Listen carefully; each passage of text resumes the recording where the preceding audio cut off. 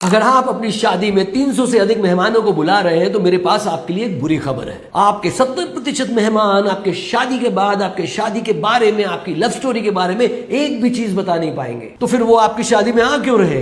खाने के लिए और फोटोओं के लिए। वेडिंग वायर के इंडिया न्यूली वेड सर्वे के अनुसार औसतन इंडियन शादी में 330 मेहमान आते हैं और उसका कुल खर्चा होता है 29.6 लाख रुपीस।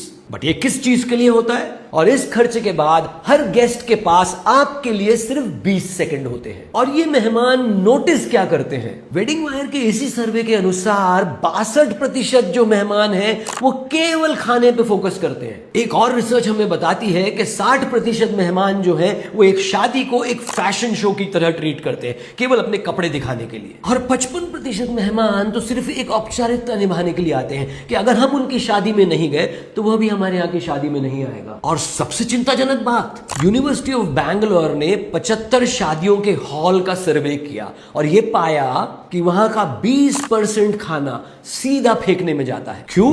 क्योंकि बफे सिस्टम जो बना है वहां खाना भूख के हिसाब से नहीं लेता इंसान, दिखावे के हिसाब से। जितना बना है सब ले लेता है और उतना तो वो जिंदगी में कभी नहीं खा सकता। और एक भारतीय परिवार इसी रिसर्च के हिसाब से एक शादी में अपनी सालाना इनकम से 6 गुना ज्यादा खर्चा कर देता है। 6 गुना केवल एक दिन के लिए। और इसकी जो मार्केटिंग सीख है उस पर कोई चर्चा नहीं करता। हम अपनी शादियां उन लोगों के लिए कर रहे हैं जो कभी याद भी नहीं रखेंगे। ब्रांडिंग में इसे कहते हैं ऑडियंस डिल्यूजन। आप सोच रहे हो अधिक भीड़ मतलब अधिक इंपैक्ट, हो कुछ उल्टा रहा है बिल्कुल। जो लोग सच में चिंता करते हैं आपकी और आपके करीब हैं वो तो आपके ड्राइंग रूम में भी आ जाएंगे। बाकी भीड़ वो सिर्फ बिरयानी के लिए आती है। तो मुद्दा सीधा साफ है।